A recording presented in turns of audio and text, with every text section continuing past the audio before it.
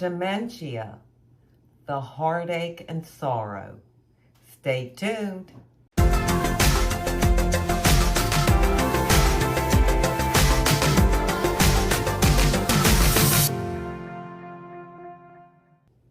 In today's video, I want to talk about dementia and the devastating effects it can have on the life of the person who has it, and then the caregivers and families that are surrounded by it. I'm talking about my ma in this video. She's 95, she'll be 96 in 1 month, and she has dementia. She is in a nursing home in the memory care unit and has been there for about 1.5 years now. Prior to that, she was with us. It's been rough going around here lately. We went to see my ma at the nursing home on Sunday, and she was not good. She was crying. She was very afraid and visibly shaking. We got her and took her outside as we always do. She continued to cry and shake, and she said that they were tearing down the building that she was in and they were going to burn it to the ground to build a shopping mall or something. Well, of course that isn't true. But when someone has dementia and they get something in their head, it is very, very real to them. And then once that thought gets in the head, it gets in a loop and it just goes round and round, and it's very difficult to get them off that subject or to steer them in another direction because it's caught in that loop. I tried to comfort her and tell her they weren't tearing the building down and they weren't going to set it on fire, but she insisted they were, and she knew it. And she said most all the people have left, and she was stuck there. I guess she was afraid she would be burnt up in the building, and she begged me to get her out of there. She also said they were trying to take her wheelchair, and she can't walk any longer. She has to be in a wheelchair. So she was very upset about that too. As I continued to try to comfort her, it just wasn't going anywhere. So I walked off and let Dave take over and try to talk to her. And you change the subject, you try to bring up something else to kind of get their mind out of that loop.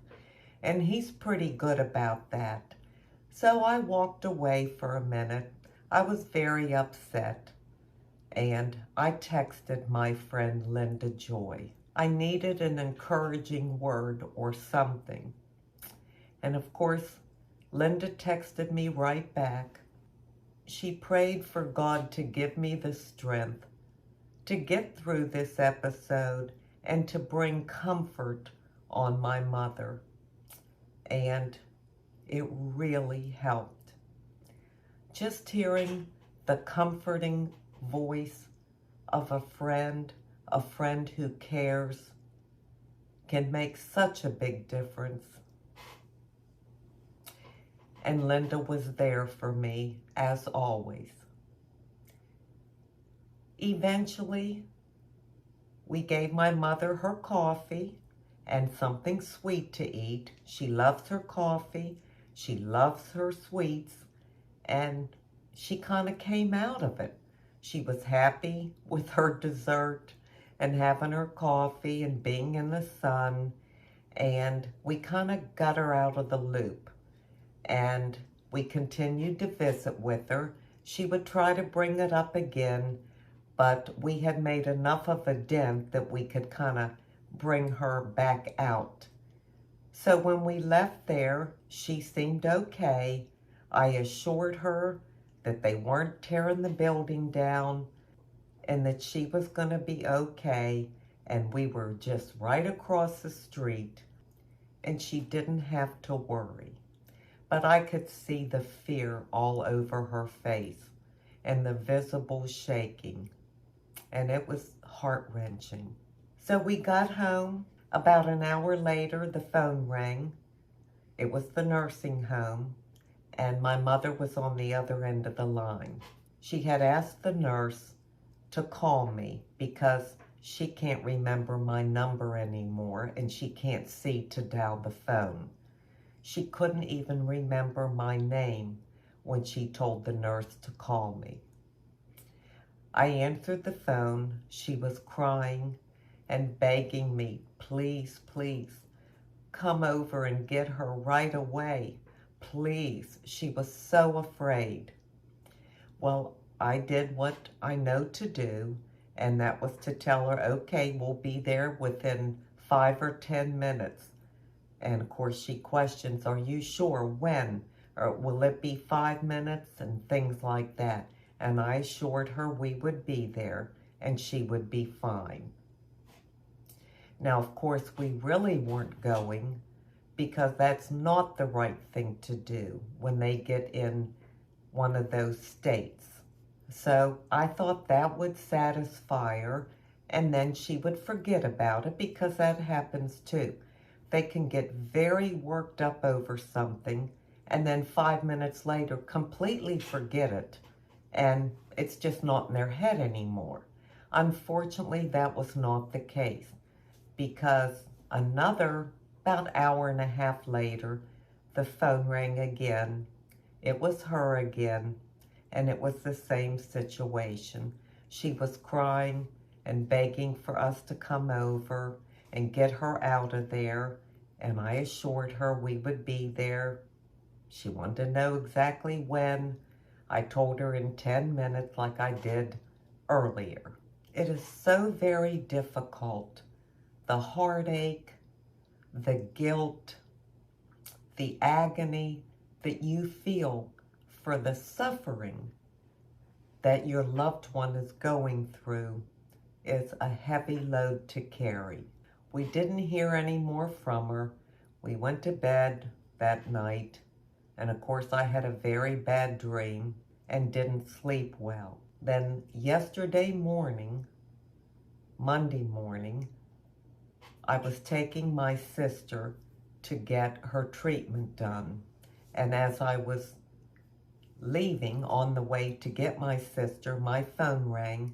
I just glanced at it. It was the number from the nursing home. And of course I went into a panic, but I couldn't do anything because I was driving to pick up my sister and her husband. When we got to the medical facility and my sister and her husband went in, I listened to a voice message that was left for me.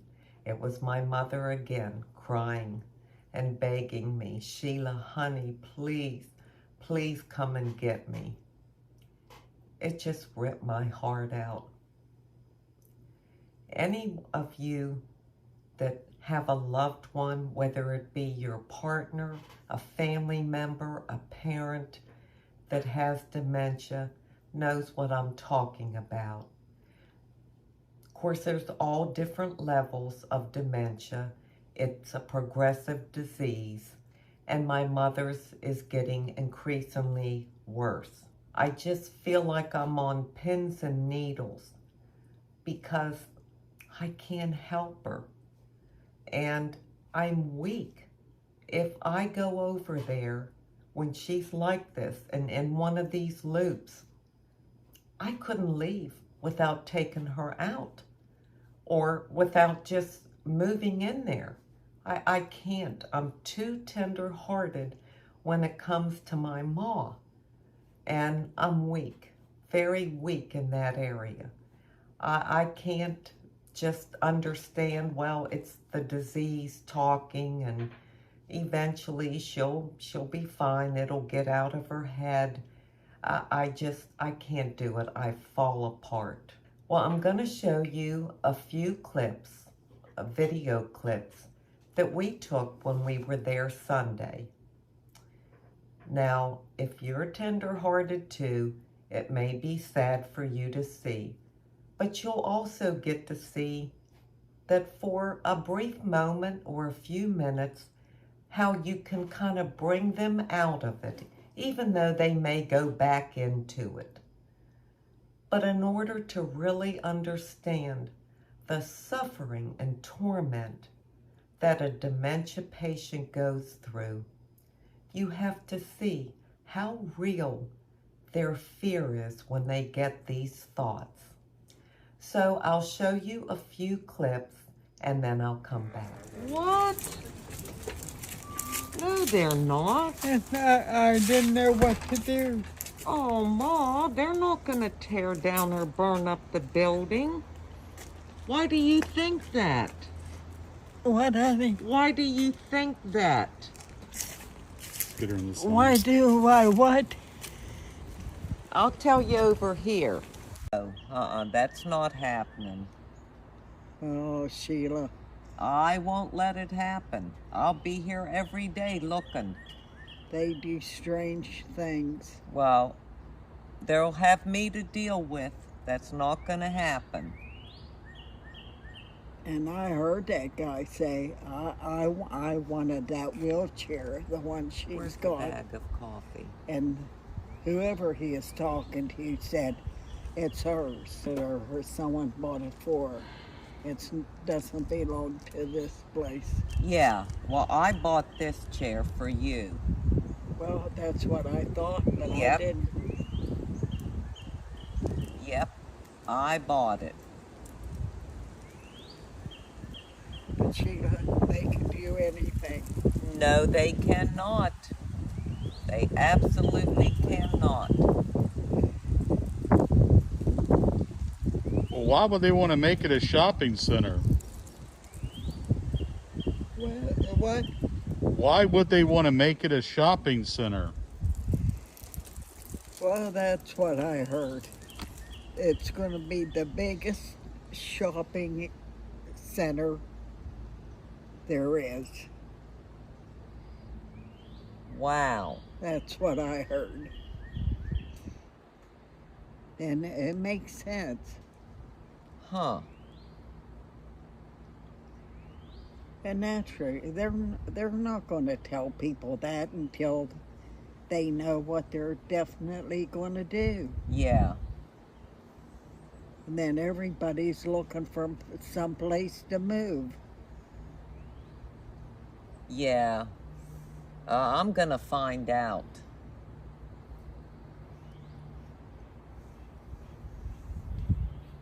Then the ones that work there don't tell you. Yep. Because I asked Erica. Uh-huh.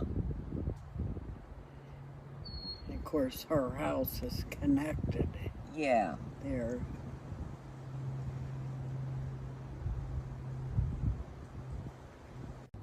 I don't know what I'm doing. What you mean you don't know what you're doing?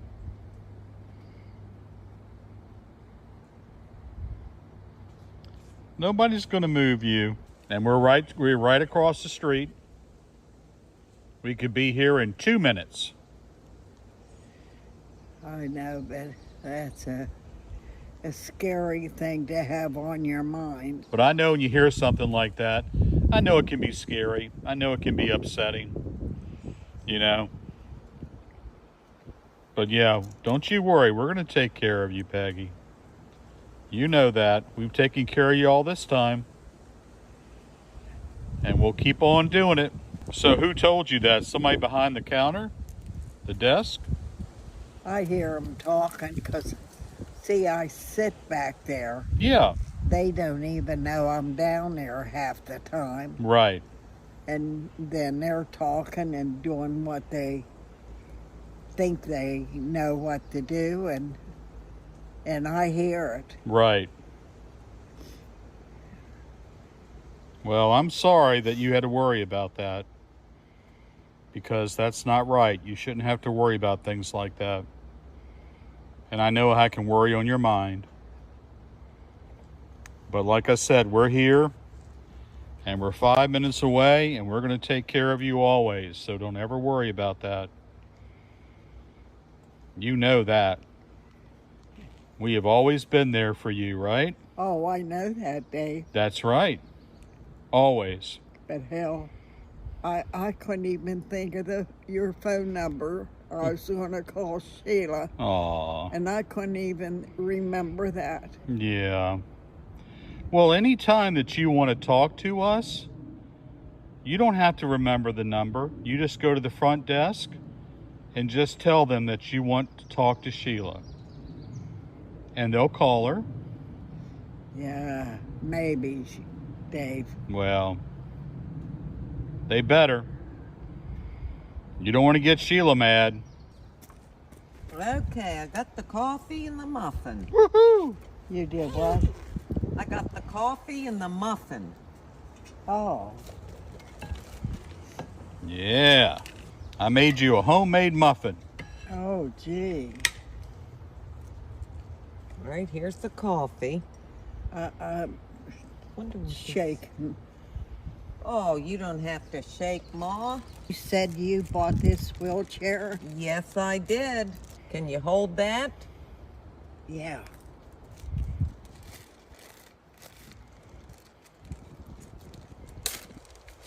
How's that? That's good. I made those especially for you. I don't know. I think they ought to have a date where you die. Well, there is a date where we die, remember? That's determined before we're born. God already knows the day we're going to die. We don't know it, but He knows it. Well, I think I should know it. It'd be nice if he told you, huh? Yeah, A little heads up. you'd have something to look forward to. Yeah, a little heads up.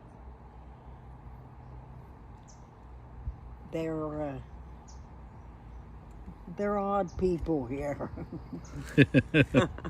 They don't laugh. They don't have fun. Well, you need to show them how to have fun. You always had fun. Not with this bunch, you don't. Your birthday's in a month, In a Ma. month. Oh, really? Yeah. How old? 96. How old? 96. 96. Yeah. Wow. Knock it on 100. Yeah, next month. Oh, am I having a birthday party? Yes, you are. Who's having it? We are. Do you think I can get 96 candles on the cake? Yeah. Yep. You put them smack up against each other. Okay. I don't know. It might make the smoke detector go off. Then what? It might make the smoke detector go off. Uh-huh. It might. Can you believe you'll be 96? No, hell no. I know. How old was Mom? 96? She was 96? Yes, she was. Wow. And what am I, 95? For another month. Then you'll be 96. Jeez. I know. Wow. That's getting up there, Peggy. Getting up there is right. Man. Woo-wee. Mm-hmm. And before you know it, you'll be 100. Oh, my. Oh, my God. Oh. Wondered, did I own that house I lived in Yes. Beaver Falls? Uh-huh. Did I sell it? Yes. Did I? Yep. Oh, hell. Because that's where I'd go back to. Yeah. These are things that you have to deal with when you're dealing with someone that has dementia. And there's, of course, many other things. It can get worse and worse. My mother's not at the absolute worst yet, but she's way beyond the beginning stages. She's entering that final stage. To be there, to have my mother clutching my hands and my arms, crying, begging me to please help her. I see the fear in her eyes and how real it is. It really rips my heart out. It is so extremely difficult. So I'm asking all of you, because you all are my friends also, to please pray for me to have the strength to deal with these situations, and pray for my ma that she will get some comfort and relief. You know, we're all going to go through things. The Bible says we will have pain and suffering. There is no life without trials, and we will all have our own cross to bear. For some people, it's physical issues. Fortunately for my ma, at her age, she has no physical problems, but hers is a mental disease, and her brain is dying off day by day. I also want to mention I'm behind on my comments. I have given a star to everybody and a thumbs up, but I've got a lot on my mind right now, and I'm going to try my best to catch up. Well, now I'm going to leave you with an inside beauty tip. My inside beauty tip comes from 2 Corinthians 12:9. My grace is sufficient for you, for my power is made perfect in weakness. Therefore I will boast all the more gladly about my weakness, so that Christ's power may rest on me. This verse is giving me great comfort, because I'm telling you, I feel so weak. These episodes have been happening for quite a while, but they'll come and go. They're here and there. But as the disease is progressing, they get closer and closer together and happen on a regular basis. And to look in my ma's eyes and see her pain and her fear, it just intensifies my weakness. I need God's strength, and I believe His grace is sufficient for me, and that my weakness will be made perfect in His strength. I know the road is going to get rockier as we move forward through this progression, but I also know that if I rely on God and His power for my strength, I will get through it. I thank you so much for being here today. I truly do appreciate it. And until we meet again, this is the old girl signing out. See ya.